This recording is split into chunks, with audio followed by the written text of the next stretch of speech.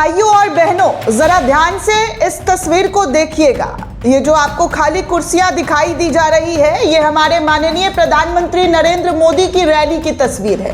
वही रैली जब हिंदुस्तान की आवाम सड़कों पर गैस लेने के लिए लगी हुई लाइन में जान दे रही थी, तड़प तड़प कर मर रही थी, तब भी हमारे प्रधानमंत्री ने आपको नहीं चुना था, बल्कि चुनावी सभाओं को चुना था, चुनावी रैलियों को चुना हुआ था। ये मैं नहीं बल्कि देश के आवाम के जरिए कहा जा रहा था। देश के लोग कह रहे थे, इस देश के स्वतंत्र पत्रकार कह रहे थे, विपक्ष के लोग कह रहे थे कि ये हाल है प्रधानमंत्री नरेंद्र मोदी का कि जब पूरे देश में हाहाकार जैसी स्थिति पैदा हो गई, लोग गैस ना मिलने की वजह से पलायन करने लगे, अपने घरों को छोड़ छोड़ कर जो वापस गांव से आए थे, जहां पर काम कर रहे थे, उन घरों की मैं बात कर रही हूं, उसको छोड़कर गांव वापस जाने लगे।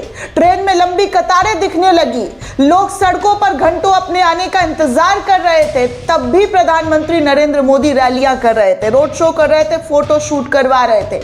लेकिन हकीकत आप देख लीजिए, क्या मिला हाथ, कितना हाथ मिला है इस वाली सभा का। ये तस्वीर है आपको, ये पश्चिम बंगाल की तस्वीर है। जी हाँ, पश्चिम बंगाल की है, भाजपा शासित राज्य की नहीं, बल्कि उस पश्चिम बंगाल की है जहां पर वहां के लोगों को लुभाने के लिए कितने कितने पापड़ बेले जा रहे हैं, कितने नारेबाजी दिए जा रहे हैं, कितने सारे सौगात और ना जाने क्या कुछ लुभावनी बातें कह दी गई है। यहां तक कि चुनाव आयोग पश्चिम बंगाल में जो मौजूदा सरकार है उसको दो टूक जवाब दे रहा है। दो टूक, समझ रहे हैं आप?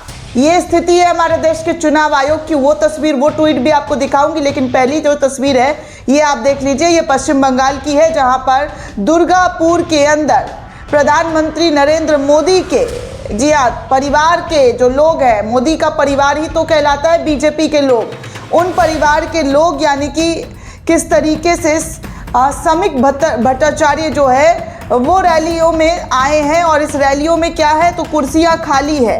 दुर्गापुर के एग्जिट पोल जो है वो निकलकर सामने आए हैं। पश्चिम बंगाल का दुर्गापुर है जहां पर भाजपा के अध्यक्ष जो है समिक भट्टाचार्य वो खाली कुर्सियों को भाषण देते हुए नजर आ रहे हैं। कुर्सियां बिछी हुई है लेकिन लोग नजर नहीं आ रहे। रैलियों में प्रधानमंत्री के ऐसे ही नज़ारा कई बार हम आपको दिखा चुके हैं कि क्या और किस तरीके की स्थिति उनके रैलियों में देखने सुनने को मिल रहा है। ज़बरदस्ती भीड़ बुलाने की कोशिश की जाती है, लेकिन उसके बावजूद भी भीड़ दिख नहीं पाती है जितना लोगों को दिखना चाहिए।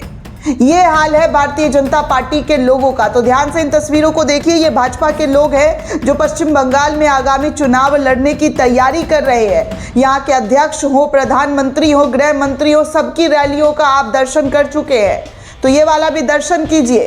ये दुर्गापुर की खाली कुर्सियां हैं दोस्तों, जहां पर बस शोर शराबा और मंच पर बीजेपी बंगाल के प्रदेश अध्यक्ष बैठे हुए हैं। और बंगाल में किस तरीके से तस्वीरें आपके सामने है। गोदी मीडिया, चुनाव आयोग कोई आपको नहीं बताने वाला है, सब बताएंगे बढ़िया बढ़िया, क्योंकि चुनाव आयोग जिस तरीके की हरकत अपनाकर बैठे हुए हैं उससे उनकी पूरी फजीहत हुई है, बहुत भयंकर तरीके की फजीहत हुई है। और इस फजीहत का भी मैं आपको वो ट्वीट दिखा देना चाहूँगी जो इस वक्त हर कोई शेयर कर रहा है। देखिए, पश्चिम बंगाल में जो चुनाव है उसको लेकर चुनाव आयोग क्या ट्वीट कर रहा है। बड़े शर्म से मुझे कहना पड़ रहा है दोस्तों कि संवैधानिक पदों की गरिमा कुछ तो बचा कर रखते। ये चुनाव आयोग की तृणमूल कांग्रेस को दो टूक। पश्चिम बंगाल में इस बार चुनाव भय रहित, हिंसा रहित, धमकी रहित, प्रलोभन रहित, छापा रहित, बूथ एवं सोर्स जामिंग रहित होकर ही रहेगा। ये चुनाव आयोग का विपक्ष को लेकर जो है शब्द है दोस्तों। और इन्हीं शब्दों को देखिए, विपक्ष कह रहा है कि धिक्कार ऐसे चुनाव आयुक्त को जो खुलेआम बीजेपी के प्रचारक की तरह प्रेस कॉन्फ्रेंस कर रहा है। इस व्यक्ति ने संविधान और लोकतंत्र दोनों की हत्या की सुपारी ले रखी है। मनीष सिसोदिया ने ट्वीट किया है दोस्तों, और विपक्ष के हर एक नेता ने दोस्तों इस मामले को पूरी तरीके से ट्वीट करते हुए सार्वजनिक किया। वीडियो आप देख चुके हैं इस खबर की, लेकिन मैं आपको एक बार फिर अपनी खबर में दिखा देना चाहूंगी कि ये हमारे देश का चुनाव आयुक्त जो ऐसी चीजें कर रहा है। देख रहे हैं चेहरों की हंसी खिलखिलाहट, इस देश के लोगों का, आवाम का, पश्चिम बंगाल के लोगों का, और जिन राज्यों में चुनाव हो रहा है उन लोगों का विश्वास क्या चुनाव आयोग पर बरकरार रहेगा। आप तस्वीरें देख लीजिए। कल ही चुनाव आयोग को लेकर खबर आई, जो लिस्ट सामने किया था उनके ही जरिए 90 लाख वोटर्स का सिर्फ और सिर्फ पश्चिम बंगाल में नाम कटना ये महज इत्तेफाक है। एसआईआर प्रक्रिया वोटर आईडी कार्ड को ठीक करने का था। जो लोग मर गए हैं, जो लोग नहीं रहते हैं, उनके लिए आसान करने का था। लेकिन यहाँ तो जो लोग हैं, जो जिंदा है, जो जीवित है, उनके भी नाम काट दिए गए हैं।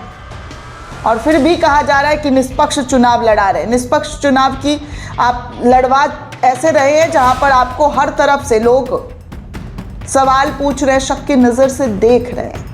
देख लीजिए ये वाली तस्वीर भी दुर्गापुर की है, जहां पर बीजेपी के अध्यक्ष का हाल क्या है। बीजेपी के पश्चिम बंगाल के जो अध्यक्ष हैं, कुर्सियां सैती हुई हैं हर तरफ, नीले, ब्लू, हरा, सारे कलर के कुर्सियां नजर आ रहे हैं इस रैली में। बड़े बड़े बहुत सारे मैदान में ही कुर्सियां लगा दिया गया है, लेकिन लोग नदारत है, लोग नजर ही नहीं आ रहे हैं, लोग दिखाई नहीं दे रहे हैं रैलियों में कि भैया रैलियों में लोग आकर सुनना पसंद करें। ये स्थिति है खाली कुर्सियों को भाषण देने का, जो एक होड़ भाजपा के अंदर मचा हुआ है, वो लगातार देखने सुनने को मिल रहा है। बाकी प्रधानमंत्री नरेंद्र मोदी का ये वाला बयान सुन लीजिए, क्या कह रहे हैं हमारे माननीय प्रधानमंत्री। विदेशियों को यहाँ बसाने का भय है, दूसरी ओर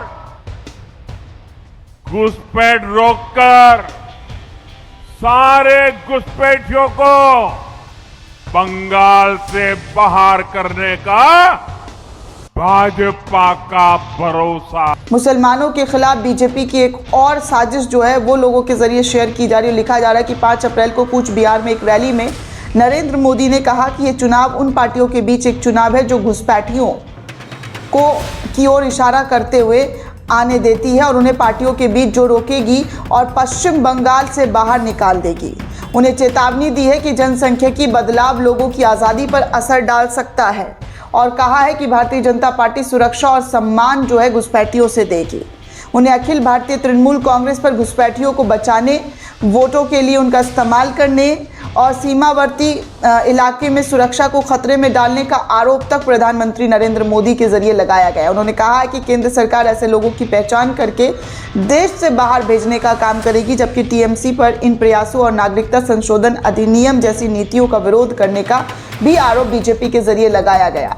लेकिन सबसे गजब की बात दोस्तों, फिर वही बात आ जाती है निकलकर सामने कि जब घुसपैठ हो रहा था तो जो बॉर्डर्स है उनकी सुरक्षा की जिम्मेदारी किसके अधीन आती है? सीआरपीएफ किसके अधीन है? बंद कीजिए झूठ फरेब करना। लोगों को इतना झूठ मत बोलिए कि लोग जो है उस आपकी किसी सच्ची बातों पर भी यकीन ना करें। घुसपैठियों का आंकड़ा तो रिलीज कर नहीं पाए हैं और घुसपैठियाँ करके चुनाव कराने की बात कर रहे हैं। खैर, रीलबाजी के चक्कर में भारतीय जनता पार्टी की फजीहत कैसे हुई है, ज़रा आप इस तस्वीर को देख सकते हैं कि एक तरफ बीजेपी जो है कहती है भारतीय जनता पार्टी सत्ता में आएगी तो फिश और मीट को बैन कर देगी दूसरे स्टेट में, लेकिन यहाँ देखिए भाजपा के खुद उम्मीदवार जो है कैसे मछली लेकर वोट मांगते हुए पश्चिम बंगाल में नजर आ रहे हैं। सत्ता आते ही मछली और मांस पर बैन लगाना शुरू कर देते हैं और लोगों को जाकर परेशान भाजपा के लोगों के जरिए किया जाता है। लेकिन यहाँ पश्चिम बंगाल में कैसे मछली ले लेकर आप साफ तौर पर इन तस्वीरों में देखिए कि कैसे वोट मांगा जा रहा है और वोट किस तरीके से मांगने की कोशिश जो है यहाँ पर की जा रही है। वहीं दूसरी तरफ एक और तस्वीर आपको दिखा दूँ, जो पश्चिम बंगाल में सत्ता पक्ष है ममता बनर्जी की रैलियां, इस रैलियों में भीड़ आप देखिए, रोड शो देखिए कितना बड़ा। जी हाँ, भवानीपुर असेंबली में जब वो अपना नॉमिनेशन कराने के लिए ममता बनर्जी उतरी तो यहाँ पर बड़ी तादाद में लोगों ने उनका स्वागत किया, वहाँ के लोगों ने स्वागत किया। तस्वीरें वीडियो आपके सामने है, ये पश्चिम बंगाल की तस्वीरें हैं जहाँ पर चुनाव के दौरान वो हर पहलू में आपको दिखा रही हूँ। मैं किसी की सपोर्टर या भक्त बनकर नहीं बैठी हुई, लेकिन जो हकीकत है वो आपके सामने रख रही हूँ। वहीं दोस्तों आप देखिए दूसरी तस्वीर एक सामने आ रही है जहाँ पर आरोप लग रहा है कि कैसे, जी हाँ, कैसे भारतीय जनता पार्टी जो है अपराधियों को माला पहनाकर उनका जश्न मनाने का काम कर रही है। बीजेपी के लिए कोई नई बात नहीं है। बिल्किस बानो के मामलों में भी आपने देखा, तृणमूल कांग्रेस ने वीडियो शेयर किया और लिखा कि हमने ऐसा बिल्किस बानो के बलात्कारियों के मामले में भी देखा था। कुलदीप सिंह सेंगर वगैरह के समर्थन में विरोध प्रदर्शन भी हमने देखे हैं। ये स्वाभाविक है कि बीजेपी बंगाल में राकेश सिंह जैसे शातिर अपराधी के लिए ऐसा ही करेगी। इतनी हद तक कि इलेक्शन कमीशन ने उसकी जमानत का विरोध तक नहीं किया ताकि वो कोलकाता पोर्ट सीट से चुनाव लड़ सके। ये कभी मत भूलना कि ये वही राकेश है जो कोलकाता में ईश्वर चंद्र विद्यासागर की प्रतिमा तोड़ने के लिए जिम्मेदार था। इसमें कोई शक नहीं है कि वो चुनाव हारेंगे, लेकिन बंगाली होने के नाते ये पूरी तरीके से हमारी जिम्मेदारी है कि ये हम सुनिश्चित करें कि उसके बाद फिर कभी उसके बाद वो फिर कभी जेल से बाहर कदम ना रखें। जिनकी ये दुहाई और जिनका ये स्वागत सत्कार कर रहे हैं, उनको जेल की सलाखों के पीछे हर हाल में डालना ही चाहिए।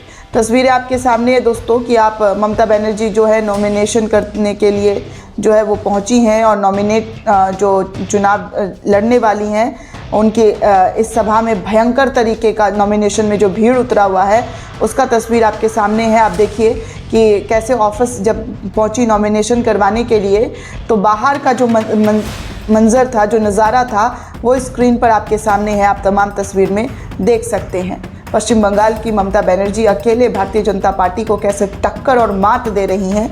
ये आपके स्क्रीन पर तमाम तस्वीर। दोस्तों ये पूरी रिपोर्ट आपको कैसी लगी हमें कमेंट करके ज़रूर बताइएगा। साथ ही साथ चैनल को ज़्यादा से ज़्यादा लाइक, शेयर और सब्सक्राइब करना बिल्कुल भी ना भूलें। शुक्रिया दोस्तों।